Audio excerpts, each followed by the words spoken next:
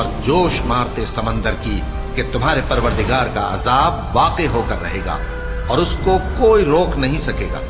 جس دن آسمان لرزنے لگے کپ کپا کر اور پہاڑ سچ مچ اڑنے لگیں تو اس دن جھٹلانے والوں کے لیے خرابی ہو۔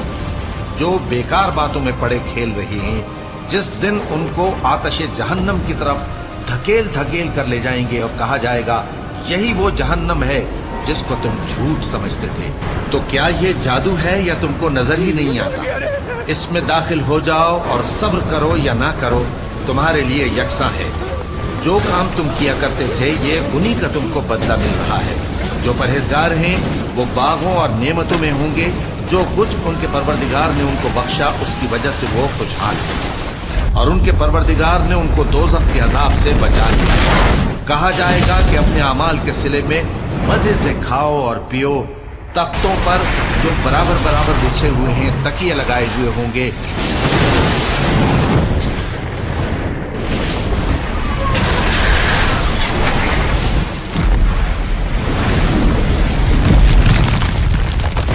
اللہ تبارک و تعالیٰ کے نام سے شروع جو بڑا مہربان اور نہایت رحم کرنے والا ہے۔ ناظرین محترم، صحیح مسلم میں حضرت عبداللہ بن عمر رضی اللہ تعالیٰ عنہ بیان فرماتے ہیں کہ مجھ سے میرے والد حضرت عمر بن خطاب رضی اللہ تعالیٰ عنہ نے اس حدیث مبارکہ کو بیان کیا کہ ایک دن ہم رسول اکرم صلی اللہ تعالیٰ علیہ وسلم کے پاس بیٹھے ہوئے تھے کہ ایک آدمی کالے سیاہ بالوں والا، انتہائی سفید اور صاف ستھرے کپڑے پہنے ہوئے نمودار ہوا۔ اس پر سفر کے اثرات نہیں دکھائی دیتے تھے اور ہم میں سے کوئی اسے پہچانتا بھی نہیں تھا۔ وہ شخص آ کر نبی کریم صلی اللہ تعالیٰ علیہ وسلم کے پاس بیٹھ گیا اور اس نے اپنے گھٹنے آپ صلی اللہ تعالیٰ علیہ وسلم کے گھٹنوں کے ساتھ ملا دیے اور اپنی ہتھیلیاں آپ صلی اللہ تعالیٰ علیہ وسلم کے گھٹنوں پر رکھ لیں اور کہا، اے محمد صلی اللہ تعالیٰ علیہ وسلم، مجھے اسلام کے بارے میں بتائیے کہ اسلام کیا ہے۔ تو رسول اللہ صلی اللہ تعالیٰ علیہ وسلم نے ارشاد فرمایا، اسلام یہ ہے کہ تو لا الہ الا اللہ اور محمد رسول اللہ صلی اللہ تعالیٰ علیہ وسلم کی گواہی دے، نماز قائم کرے، زکوٰۃ ادا کرے، رمضان کے روزے رکھے اور اگر استطاعت ہو تو بیت اللہ شریف کا حج کرے۔ اس نے کہا کہ آپ صلی اللہ تعالیٰ علیہ وسلم نے سچ فرمایا۔ ہم حیران ہوئے کہ خود ہی سوال کرتا ہے اور خود ہی تصدیق بھی کرتا ہے۔ اس نے کہا کہ مجھے ایمان کے بارے میں بتائیے۔ آپ صلی اللہ تعالیٰ علیہ وسلم نے ارشاد فرمایا، ایمان یہ ہے کہ تو اللہ اور اس کے فرشتوں، اس کی کتابوں اور اس کے رسولوں، قیامت کے دن اور اچھی اور بری تقدیر پر ایمان لائے۔ اس نے کہا کہ آپ صلی اللہ تعالیٰ علیہ وسلم نے سچ کہا۔ پھر کہا کہ مجھے احسان کے بارے میں بتائیے۔ تو آپ صلی اللہ تعالیٰ علیہ وسلم نے ارشاد فرمایا، احسان یہ ہے کہ تو اللہ تبارک و تعالیٰ کی اس طرح سے عبادت کرے گویا کہ تو اسے دیکھ رہا ہے۔ اگر تو اسے نہیں دیکھ رہا تو وہ تجھے ضرور دیکھ رہا ہے۔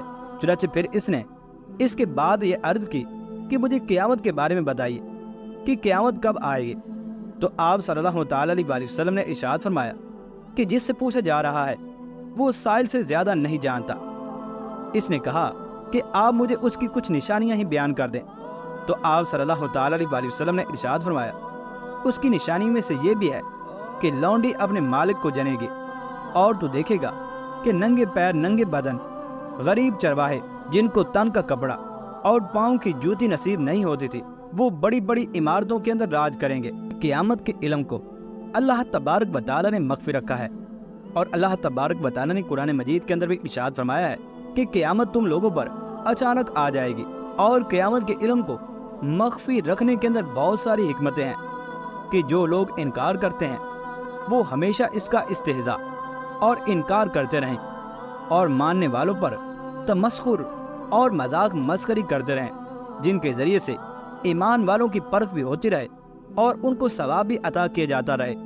اور جو لوگ نیرے جاہل اور بدبخت ہیں وہ اپنی گمراہی اور بدبختی کے اندر بھٹکتے پھریں۔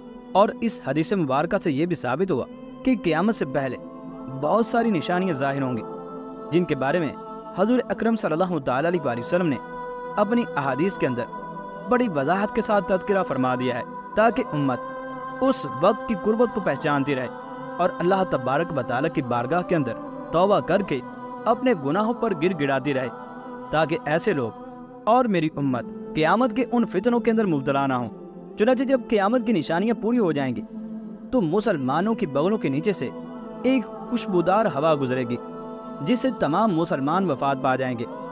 اس کے بعد پھر 40 برس کا زمانہ ایسا گزرے گا کہ اس میں کسی کے ہاں اولاد نہ ہوگی، یعنی 40 برس سے کم عمر کوئی نہ رہے گا، اور دنیا میں کافر ہی کافر ہوں گے، اور اللہ کہنے والا ان میں سے کوئی ایک نہ ہوگا۔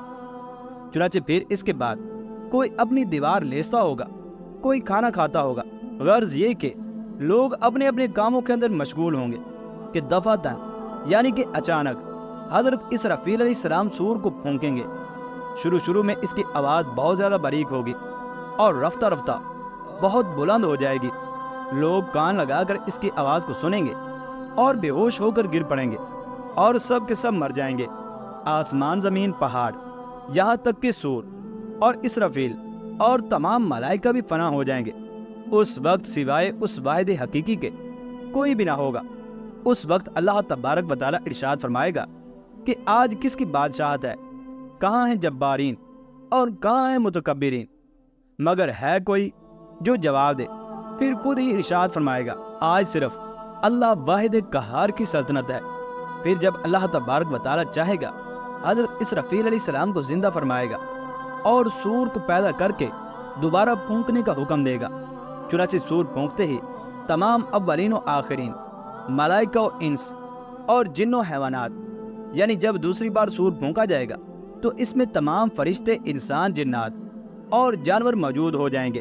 سب سے پہلے حضور انور صلی اللہ علیہ وآلہ وسلم اپنی قبر مبارک سے یوں برآمد ہوں گے کہ دائیں ہاتھ میں حضرت صدیق اکبر رضی اللہ تعالی عنہ کا ہاتھ ہوگا اور بائیں ہاتھ میں فاروق اعظم رضی اللہ تعالی عنہما کا ہاتھ ہوگا۔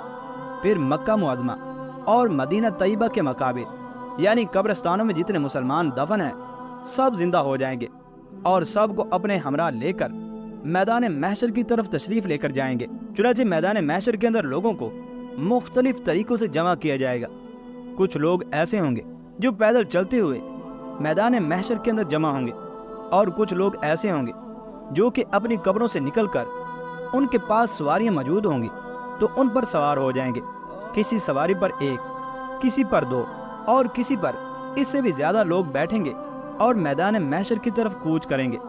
اور کچھ لوگ ایسے ہوں گے کہ جن کو فرشتے پکڑ پکڑ کر لائیں گے، اور کچھ لوگ ایسے ہوں گے کہ جن کو آگ جلا جلا کر میدان محشر کی طرف لے کر جائے گی، اور کچھ لوگ ایسے ہوں گے جو کہ اپنے منہوں کے بل چلتے ہوئے اللہ تبارک و تعالیٰ کی بارگاہ کے اندر حاضر ہوں گے۔ اور کچھ لوگوں کا حال یہ ہوگا کہ اللہ تبارک و تعالیٰ انہیں چیونٹیوں کی صورت پر اٹھائے گا اور وہ لوگوں کے پاؤں کے نیچے آتے آتے یعنی اپنے آپ کو رندواتے رندواتے اللہ تبارک و تعالیٰ کی بارگاہ کے اندر حاضر ہوں گے۔ اور تمام شہداء اللہ تبارک و تعالیٰ کی بارگاہ کے اندر اس طرح سے حاضر ہوں گے کہ ان کے خون سے مشک کی خوشبو آتی ہوگی۔ اور اس دن کچھ لوگوں کے چہرے انتہائی سفید ہوں گے اور کچھ لوگوں کے چہرے انتہائی سیاہ ہوں گے۔